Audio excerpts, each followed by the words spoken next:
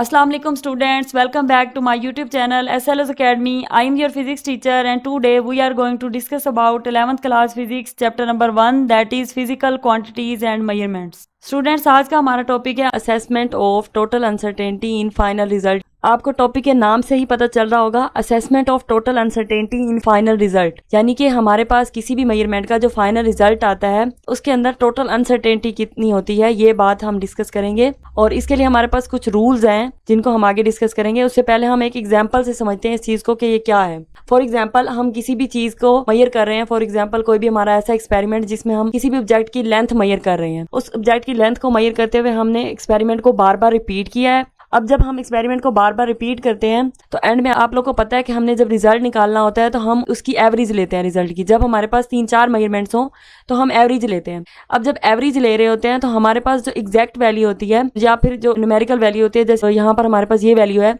इस तरह की जो वैल्यू होती है इसको तो हम ऐड करके एवरेज ले लेते हैं। लेकिन मसला आता है यहाँ पर कि अनसर्टेनिटी को क्या करना है। यानी कि अगर हम किसी भी चीज की एवरेज ले रहे हैं तो उन नंबर्स को ऐड करेंगे और टोटल उनकी जितनी भी तादाद होगी उस पर डिवाइड कर देंगे। लेकिन फिर हम ये सोचेंगे कि अनसर्टेनिटी का क्या करना है, अनसर्टेनिटीज को आपस में ऐड करना है, सब्ट्रैक्ट करना है, उनका भी एवरेज लेना है। तो ये बात हमें नहीं समझ आती थी, इसलिए इसके लिए हमारे पास कुछ रूल्स आ जाते हैं। उन रूल्स को फॉलो करते हुए हम अनसर्टेनिटी रिजल्ट में निकालते हैं। जिस तरह से टॉपिक का नाम है कि assessment of total uncertainty in final result, यानी कि फाइनल रिजल्ट के अंदर अनसर्टेनिटी टोटल कितनी होगी, ये चीज कैसे हमें पता चलेगी, ये हमें रूल्स बताते हैं कि कौन से टाइम में क्या करना है, अनसर्टेनिटी के साथ कौन सा ऑपरेशन अप्लाई करना है। तो चलें स्टार्ट करते हैं। सबसे पहले हम फर्स्ट देखते हैं, पहला रूल है एडिशन और सब्ट्रैक्शन के लिए। तो यहाँ पर पहले लाइन मैंने यहाँ पर मेंशन की है, एब्सोल्यूट अनसर्टेनिटीज आर एडिड, यानी कि जब हम एडिशन और सब्ट्रैक्शन की बात करते हैं तो हमारी जो अनसर्टेनिटीज हैं, चाहे हम एडिशन की बात कर रहे हो चाहे हम सब्ट्रैक्शन की बात कर रहे हो, वो हमेशा ऐड होंगी। बेशक हम इस तरह का कोई क्वेश्चन सॉल्व कर रहे हैं जिसमें हमें अपनी एंड में मेजरमेंट्स को ऐड करना पड़ रहा है,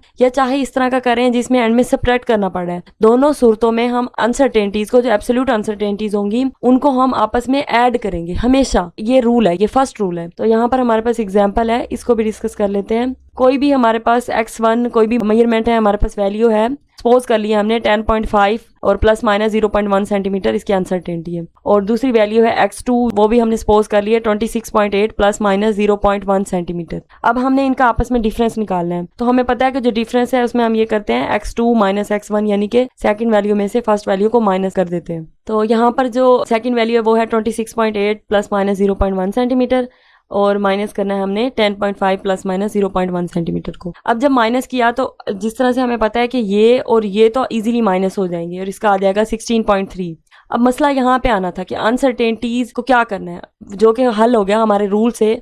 अब हमें पता है कि absolute uncertainties are always added, so हमने सिंपली इसे 0.1 और 0.1 को ऐड करके 0.2 सेंटीमीटर अनसर्टेनिटी लिख दी फाइनल रिजल्ट के अंदर। इसी तरह से हम एक और एग्जांपल डिस्कस कर लेते हैं, अगर हमें ऐड करना हो, क्योंकि हम लोगों ने पहले जो एग्जांपल डिस्कस की वो सब्ट्रैक्शन की थी। अब हम एडिशन की देखते हैं। अगर हमें ऐड करना है तब भी हम जिस तरह से बाकी दो वैल्यूज को ऐड कर देंगे, इसी तरह इसकी अनसर्टेनिटीज भी सिंपली ऐड हो जाएंगी। तो अब ये बात जहन में रखनी है कि अगर हम एडिशन कर रहे हैं या चाहे हम सब्ट्रैक्शन कर रहे हैं, दोनों ही सूरतों में, एडिशन और सब्ट्रैक्शन दोनों के लिए absolute uncertainties are always added. दोनों ही सूरतों में हमें एंड में अनसर्टेनिटीज को आपस में ऐड कर देना है फाइनल रिजल्ट के अंदर। नेक्स्ट है हमारे पास मल्टीप्लीकेशन और डिवीजन के लिए, कि जब हमारी मेजरमेंट मल्टीप्लाई या डिवाइड हो रही हो तब हमने अनसर्टेनिटीज का क्या करना है। तो यहाँ पर है परसेंटेज अनसर्टेनिटीज आर एडिड। यहाँ पर भी सेम वैसे ही है, यानी यहाँ पे भी हमने अपनी अनसर्टेनिटी को ऐड करना है। बस फर्क सिर्फ इतना सा है, वहां पर हम एब्सोल्यूट अनसर्टेनिटी यानी कि जो हमें दी होती थी एब्सोल्यूट, डायरेक्ट उसे ही ऐड कर देते थे। लेकिन यहाँ पर क्योंकि मल्टीप्लीकेशन और डिवीजन है तो यहाँ पर हमें पहले इसकी परसेंटेज अनसर्टेनिटी निकालनी होगी और उसके बाद उसे ऐड करना है।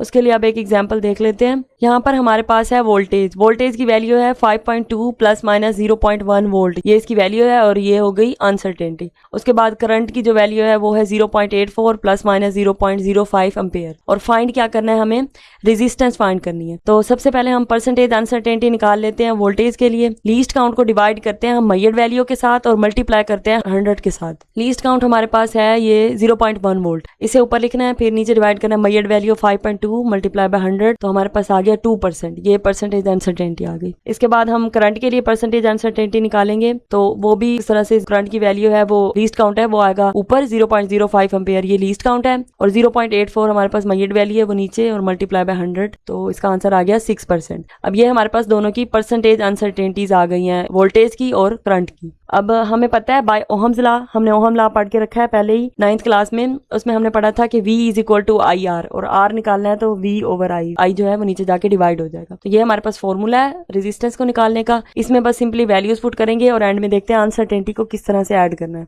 तो R इज इक्वल टू हमारे पास V की वैल्यू है 5.2 एंड I की वैल्यू है 0.84। तो ये लिख देंगे, इनको डिवाइड करेंगे तो इसका आंसर आएगा 6.19 वोल्ट पर एम्पेयर, या फिर आप इसे ओहम भी कह सकते हैं। और प्लस माइनस, अब जो अनसर्टेनिटी है साथ, वो हमने अब इसे परसेंटेज की फॉर्म में कर रही है, तो अब हम इसे डायरेक्टली ऐड कर सकते हैं। क्योंकि यहाँ पर परसेंटेज अनसर्टेनिटी की बात है तो इस बात का बार बार मैं बता रही हूँ, ध्यान रखना है। एब्सोल्यूट अनसर्टेनिटी इसको डायरेक्ट ऐड नहीं कर देना, यानी ये नहीं कर सकते थे हम कि 0.1 को और 0.05 को यहाँ पर ऐड कर देते। वो हमारे पास जो रूल है वो एडिशन और सब्ट्रैक्शन के लिए, मल्टीप्लिकेशन और डिवीजन के लिए हमें परसेंटेज अनसर्टेनिटी चाहिए। तो पहले इसलिए हमने पहले परसेंटेज अनसर्टेनिटी निकाली और अब हम इसे यहाँ ऐड कर सकते हैं। तो जब हम इसे ऐड करेंगे तो 8% आ जाएगा यहाँ पर, और यहाँ पर हमने राउंड ऑफ किया है 6.19, क्योंकि ये 9.5 से बड़ा है तो हम इसे 6.2 कर देंगे, और यहाँ प्लस माइनस 8%। अब ये क्योंकि परसेंटेज अनसर्टेनिटी की फॉर्म में आंसर आ रहा है तो इसे हम दोबारा से एब्सोल्यूट अनसर्टेनिटी की फॉर्म में भी लिख सकते हैं। उसका ये तरीका है कि जो हमारे पास हमारी परसेंटेज अनसर्टेनिटी टोटल आई है उसको आप 100 से डिवाइड करें और मल्टीप्लाई करें वो वैल्यू जो हमारे पास एग्जैक्ट वैल्यू आ रही है, मल्टीप्लाई बाय 6.2। तो जब इसको सॉल्व करेंगे तो हमारे पास आ जाएगा 0.5। हमारा जो फाइनल आंसर आएगा रेजिस्टेंस का एब्सोल्यूट अनसर्टेनिटी की फॉर्म में वो होगा 6.2 प्लस माइनस 0.5 ओहम। अच्छा, थर्ड रूल हमारे पास है पावर फैक्टर, यानी कि अगर हमारे फार्मूले में पावर आ जाती है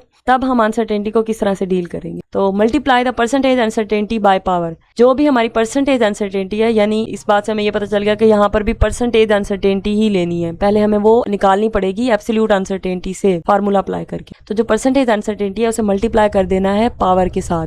अब ये बात आपको ऐसे तो नहीं समझ आएगी, तो पहले हम एग्जाम्पल लेते हैं और जब ये एग्जाम्पल डिस्कस करेंगे तो आपको समझ आ जाएगी इंशाल्लाह।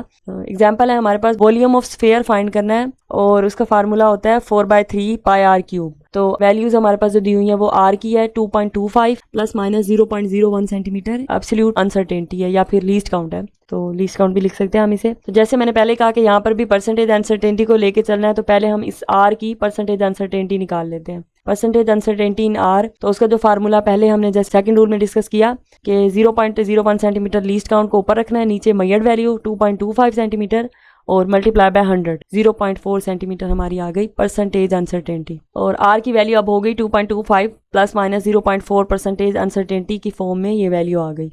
अब जैसे पहले हमने फार्मूला लिखा था तो अब फार्मूले के अंदर वैल्यूज पुट करते हैं। V is equal to 4/3 pi r cube, 4/3 as it is आ गया, पाई की वैल्यू पुट कर देते हैं 3.14 मल्टीप्लाई बाय आर। आर जो है हमारे पास है 2.25 प्लस माइनस 0.4%। अब यहाँ पर हम देखते हैं कि परसेंटेज अनसर्टेनिटी को किस तरह पावर से मल्टीप्लाई करना है। 2.25 का क्यूब तो हमने वैसे लिख दिया एज इट इज, क्योंकि आर का क्यूब है तो उसमें 2.25 का भी क्यूब होगा और इसके साथ भी पावर का कुछ ना कुछ करना पड़ेगा। तो 2.25 का क्यूब वैसे लिख दिया प्लस माइनस। अब क्योंकि हमने यहाँ पे पढ़ा था कि multiply the percentage uncertainty by the power, और परसेंटेज अनसर्टेनिटी हमारी आई है 0.4%, तो उसे पावर के साथ, पावर कितनी है क्यूब है 3 के साथ उसे मल्टीप्लाई कर देना है। तो इस तरह से हमारे पास इसको जब सोल्व करेंगे तो आएगा 47.6889 सेंटीमीटर क्यूब प्लस माइनस, और ये जो है ये वैसे लिख दिया स्टेप में, और नेक्स्ट में इसको सोल्व करेंगे तो ये हो जाएगा 1.2%, और यहाँ पर हम राउंड ऑफ करेंगे 47.7 सेंटीमीटर क्यूब। अब यहाँ राउंड ऑफ क्यों किया, क्योंकि हमने पढ़ा था कि जो हमारी वैल्यू होती है जिसको हम सोल्व कर रहे होते हैं उसमें जिस मेजरमेंट के सबसे कम सिग्निफिकेंट फिगर होते हैं जिसके अंदर हमारे आंसर में भी उतने ही होने चाहिए। तो यहाँ पर क्योंकि 3.14 इसमें 3 सिग्निफिकेंट फिगर्स हैं, या फिर 2.25 के अंदर भी 3 सिग्निफिकेंट फिगर्स हैं, तो हमारे सबसे कम 3 हैं, तो हमें 3 तक ही आंसर चाहिए, इसलिए यहाँ पर हमने राउंड ऑफ का रूल अप्लाई किया और प्लस माइनस 1.2%। इसे अब हम वापस से एब्सोल्यूट अनसर्टेनिटी की फॉर्म में भी लिख सकते हैं 47.7 centimetre cube plus minus 0.6 centimetre cube, same जैसे पिछले में हमने किया था कि 1.2 divided by 100 multiply by variable value 47.7, तो ये आ गया 47.7 centimetre cube plus minus 0.6 centimetre cube. Next rule है हमारे पास एवरेज वैल्यू के लिए। जैसे हमारे पास जब एवरेज वैल्यू आ रही होती है, जब मेजरमेंट को बार बार रिपीट कर रहे होते हैं, तब अनसर्टेनिटी को किस तरह डील करना है वो इस रूल में देखते हैं। तो यहाँ पर हमारे पास सपोज कर लेते हैं कि ये किसी भी हमने एक्सपेरिमेंट को परफॉर्म किया और उसकी हमारी जो रिपीटेड मेजरमेंट्स हैं वो ये आई हैं 1.20, 1.22, 1.23, 1.19, 1.22 एंड 1.21। तो ये 6 टाइम्स हमने उस मेजरमेंट को रिपीट किया और 6 दफ़ा ही हमारे पास जो वैल्यूज़ आई हैं वो डिफरेंट है एक दूसरे से। तो अगर इस तरह की वैल्यूज़ आ जाए तब हम अनसर्टेनिटी को किस तरह से करेंगे, उसके लिए जो रूल है उसको देखते हैं। हमें सिंपली ये पता है कि अगर हम सिर्फ इन मेजरमेंट्स की बात करें तो इनको तो हम एवरेज लेके इजीली इनका आंसर निकाल सकते हैं, लेकिन अब बात आ जाती है अनसर्टेनिटी की मेजरमेंट की कि उसको किस तरह से लिखेंगे। तो उसको देखते हैं। सबसे पहला स्टेप है इसके लिए कि हम सबसे पहले इनकी एवरेज ले लेंगे, और एवरेज आपको पता है पहले सिंपल सी हम इनको ऐड करेंगे और टोटल पे डिवाइड कर देंगे तो एवरेज आ जाएगी 1.21 मिलीमीटर। अब इसकी निकालते हैं डेविएशन। अब डेविएशन का मतलब ये है कि कोई भी चीज अपनी ओरिजिनल वैल्यू से कितना डेविएट कर रही है, यानी कि कितना डिफरेंस है उसका ओरिजिनल वैल्यू से, या वो कितनी क्लोज है उसके, कितनी दूर है या कितनी क्लोज है, ये चीज है डेविएशन। अब अगर हम डेविएशन की यहाँ पर बात करें तो 1.20 ये 1.21 से कितनी क्लोज है या कितना डिफरेंस है, ये चीज डेविएशन है। अब अगर हम इन दोनों का देखें डिफरेंस तो है 0.01 मिलीमीटर, और अगर 1.22 से इसका डिफरेंस देखें तो वो भी 0.01 है। इसी तरह 0.02, 0.02, 0.01 एंड 0। अब इसका भी हमने मीन लेना है यानी एवरेज लेनी है, तो इसको भी हम 6 पे डिवाइड करेंगे तो ये आ जाएगा 0.01 मिलीमीटर, यानी कि ये हमारी अनसर्टेनिटी है और ये हमारी एग्जैक्ट वैल्यू है। तो अब जो भी हमारा एक्सपेरिमेंट था, फॉर एग्जांपल अगर लेंथ मेजर कर रहे थे तो हमारी जो लेंथ आएगी वो आ जाएगी 1.21 प्लस माइनस 0.01 मिलीमीटर। तो ये है एवरेज के अंदर अनसर्टेनिटी लिखने का तरीका। नेक्स्ट है हमारे पास अनसर्टेनिटी इन टाइम एक्सपेरिमेंट। तो अगर हमारे पास कोई टाइम का एक्सपेरिमेंट हो उसके अंदर अनसर्टेनिटी किस तरह से होगी उसको देखते हैं, और उसके लिए हम एग्जांपल सपोज कर लेते हैं। नंबर ऑफ वाइब्रेशन हमारे पास है 30, और अच्छा ये सिंपल पेंडुलम का एक्सपेरिमेंट है और इसमें जो हमारी नंबर ऑफ वाइब्रेशंस हैं वो 30 हैं, और इन 30 वाइब्रेशंस के दौरान जितना टाइम लगा है वो है 54.6 सेकंड, और जो हमारा लीस्ट काउंट है इंस्ट्रूमेंट का वो है 0.1 सेकंड। तो फाइंड क्या करना है, फाइंड करना है टाइम पीरियड। इसका टोटल टाइम पीरियड हमने फाइंड करना है। तो टाइम पीरियड को फाइंड करने का जो फार्मूला होता है सिंपल पेंडुलम के अंदर वो होता है total time divided by number of vibration. Total time है हमारे पास 54.6 सेकंड और नंबर ऑफ वाइब्रेशन है हमारे पास 30। तो इनको डिवाइड कर देते हैं, हमारा टाइम पीरियड आ जाएगा 1.82 सेकंड। टाइम पीरियड तो अब हमारा निकल आया। अब असल बात आ जाती है कि अनसर्टेनिटी इसमें किस तरह से पता चलेगी। तो अनसर्टेनिटी का जो टाइम के एक्सपेरिमेंट में फार्मूला है वो है least count divided by number of vibration, यानी कि हमारा जो लीस्ट काउंट था जो कि है 0.1 second divided by number of vibration 30। तो इसको जब डिवाइड करेंगे 0.003 सेकंड हमारे पास अनसर्टेनिटी आ गई। तो ये थी हमारी टाइम के एक्सपेरिमेंट की एग्जांपल, और इसका आंसर आ जाएगा 1.82 प्लस माइनस अनसर्टेनिटी हमारे पास है 0.003 सेकंड। ये था बच्चों आज का लेक्चर। आई होप आपको समझ आ गया होगा। अगर फिर भी कोई कंफ्यूजन है तो कमेंट सेक्शन में ज़रूर बताइए। Thank you so much.